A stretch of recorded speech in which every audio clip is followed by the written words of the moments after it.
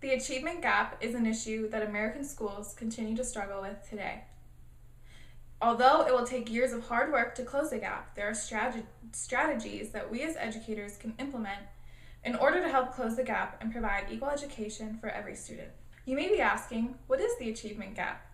This refers to the disparity in academic performance between subgroups in America. For example, white students versus minorities, socioeconomic status, like low-income households versus high-income households. It can also include male versus females, special education students, English language learners versus native English speakers, and so on. That being said, I have created a plan of action to use in my future classroom to help close this gap.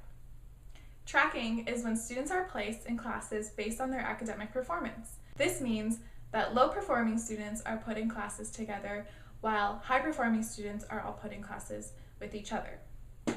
If we can allow all students to participate in high-track classes, then that way their students will help lift up their academic performance.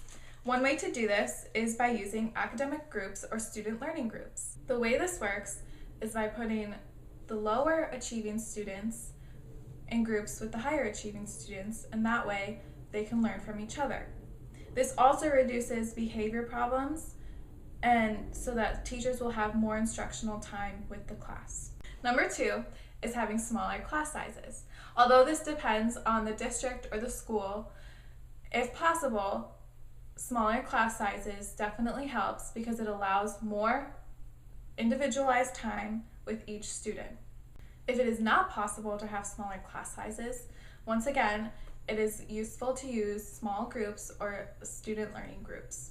And number 3 is set high expectations. Although we want our goals and expectations to be realistic, we also want them to be high so that our students are reaching higher. We also want to make sure that parents and family or guardians are aware of these expectations so that everyone can work together in achieving the goals.